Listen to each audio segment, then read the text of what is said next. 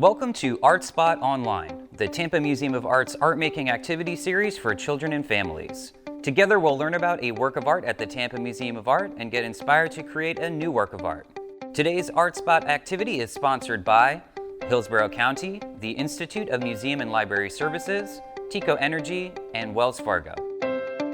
Hi, I'm Anthony, Studio Programs Coordinator at the Tampa Museum of Art, and today we're in the exhibition Irresistible Urge to Create, and I'm joined by Visitor Experience and Engagement Representative Hannah. Hannah, how you doing? I'm doing pretty good. Great, so great to see you. As a viewer, you're in the galleries a lot, right? So when I asked you what you wanted to look at, right away you said George Voronovsky. So what is it you like so much about George? I really like the illustrative style of his two-dimensional work and then how that transfers into his three-dimensional sculptures and the environmental aspects in his use of styrofoam, which would otherwise be kind of like a product of waste, I guess. Yeah, so I guess he retires in Miami, and he's on a fixed income as a retiree, so a lot of his materials come from, stuff that he just finds, like stuff that normally you would throw away. So paintings on pizza boxes, styrofoam that you would find on the beach, right, from like boogie boards or like coolers. I like how you mentioned that kind of flat two-dimensional folk art style. It is really cool to see that translated into 3D, where they're kind of flat but kind of not at the same time. So I thought for today's project it would be interesting if we could try and figure out a way to make some styrofoam animals. What do you think? I think that's a great idea. Okay, great. Let's head down to the classroom. All right, so we're in the classroom, and I love that fish sculpture by Voronovsky made out of that found styrofoam. So I figured out a way to make these kind of wiggly styrofoam fish. So to make one of these yourself today, all you're gonna need is some string, some embroidery floss if you want some fancy colors, some scissors, a toothpick or like a skewer to help push the string through it, some glue. Hot glue works best if you're allowed to use hot glue, but regular glue is fine too. Some strong tape. I found this really cool, glittery, holographic duct tape. Duct tape's the best. And we need the styrofoam. So I found these little shootable foam dart things, 2 for $1. If you have some like Nerf gun bullets, you can use those as well, 2 for $1. But we basically are using some foam, some like long cylindrical foam. So again, darts. If you have a pool noodle, you can use a pool noodle to make the same wiggly kind of like structure. You're ready to go. So to get started, first thing we want to do is chop up our styrofoam tube into little segments. So let's, if you're using a dart, you can start by like taking off the fins. We'll actually use these to make the fins for the fish. And then with your scissors, you want it to be basically, they want it to be kind of like squares, like you want the length of each of your segment to be about the same as the circumference, right? So don't make them like really skinny, like Necco wafers. Don't make them really long like, cocktail weenies. You want them to be about the same length as your circumference. They don't all need to be exactly the same at all, but do try and kind of keep them in order. It's okay if they get out of order, but you can have a nice kind of tighter wiggle if you keep them in order. And if you're using these kind of like flingable darts like me, just make sure you remove anything that's on the inside. So we got all of our segments lined up. Now this is kind of the trickiest part, is getting the string to attach to our segments. So you want a piece of string that's a little bit longer than like twice the length. So if you want to line them up in a row, space them pretty close together, just to determine the length. And then you want about twice that length in string. So something like that. You're welcome. Having more than you need is better than having less, so we can always chop off any excess. Now what we want to do is make just like a little knot, just like a regular, just one knot. You could loop it around your finger.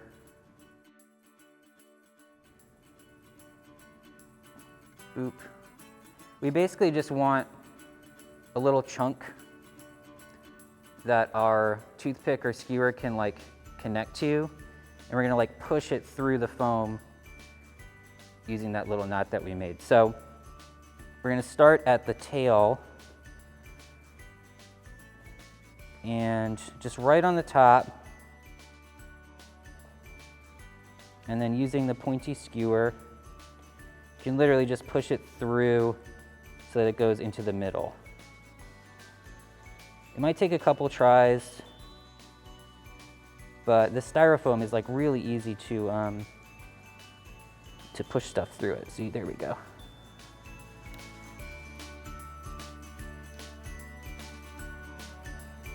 See, it's coming through the middle. Nice. Nice. And then you want to just like grab that knot that we made and then push it through the other side. Again, this might take a couple of tries, but you only have to do this once. But use that little knot as like kind of like a handle. Oh, nice. I've gotten really good at this. Perfected the craft. Perfected the craft of poking through styrofoam. So then you just want to pull it all the way through so that you have like, you know, basically an equal amount of string on each side. Honestly, if you want to stop now with a pretty nice necklace, like, that's fine. Okay, awesome. So now with one of the strings on the top, you basically just want to like tape the string to the top and to the bottom of each segment. So really try and keep it right in the middle. You know what I'm saying? Like, don't have it kind of like creep to the sides.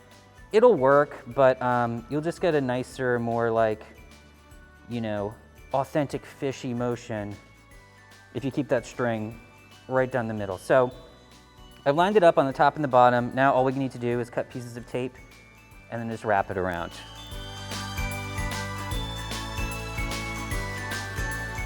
So now that we push the string through the styrofoam and we have an equal amount of string on both sides, I'm taping the string to the top and the bottom of each segment. And it's a lot easier if you hold it from the top like this so that the string can hang straight down.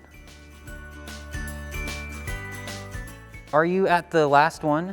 I am. Oh, you actually beat me. Okay, so the last one is a little bit different. Aha. You blew it. No, so let's just take the tape off and then, I mean, you could get away with just having the tape on there too, but just take the tape off and then we just want to cut a little mouth for the fish. I mean, honestly, from the front, it kind of already has one, depending on what piece you have, but from the side, I don't know. It's kind of hard to tell that there's a mouth. Mm-hmm. So I'm gonna just cut a little V, just really carefully. Little V shape. You know, this last step is a little different because we want to make it extra secure. So we're basically going to do the same thing with the head that we did with the tail, obviously. So find the string with the little knot that you made and then do the same thing. Just push it all the way through.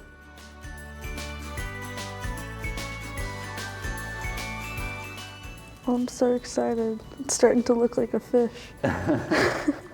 So once you've pushed it all the way through, we're just going to tie a basic knot to keep everything together.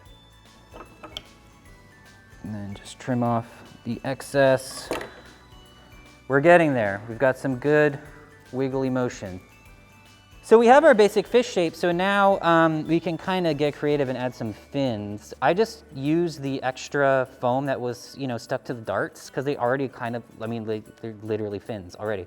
So I just kind of finessed them a little bit. So you can make the fins with paper if you have that craft foam stuff. That's basically what these are made out of. You could really cut any shapes and just glue them on. Like the styrofoam takes the glue really well. So, but yeah, if you have some of these darts, you can just take two of them, glue them together for the tail. So let's, bam, just line one of them with glue. Again, hot glue is the easiest if you know, you're allowed to use it. But regular glue works fine too. If you are using regular glue, you just need to make sure that you kind of hold it together for like a minute. Just kind of let it sit and dry for a little bit.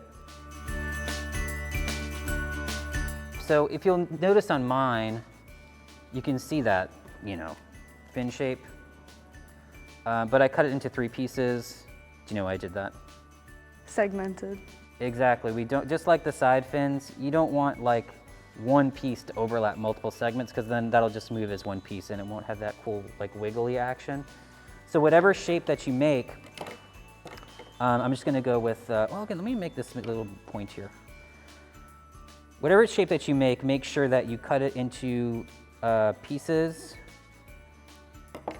whenever it overlaps into a new segment. So I'm gonna make one that just goes over 2. Oh man, yeah, it's like prehistoric looking, with like all the spikes. Pointy fish. Oh, that's so good. So the last step is to just, we want to put some eyes on there for sure. So many options for the eyes. If you have like little beads, you can literally just press them into the styrofoam and they'll just stick. You know, you can put a little glue to make them stronger. But googly eyes, obviously, it's a great opportunity to use some googly eyes. But I got these sequins. I think we're just gonna use these sequins. There we go. So after you add the eyes, that's it, we're done. Woo, authentic fish motion, inspired by the sculptures and paintings of George Voronovsky in the exhibition Irresistible Urge to Create. And Hannah, thank you so much for your help today. Great job with the fish. Thank you for having me. Us. Thank you for making art with the Tampa Museum of Art today. If you enjoyed today's activity, please click the thumbs up button to like our video, and don't forget to click the subscribe button so you don't miss future episodes. Plan your visit to the Tampa Museum of Art for a fun day of art by visiting our website, tampamuseum.org. We'll see you next time. Blit.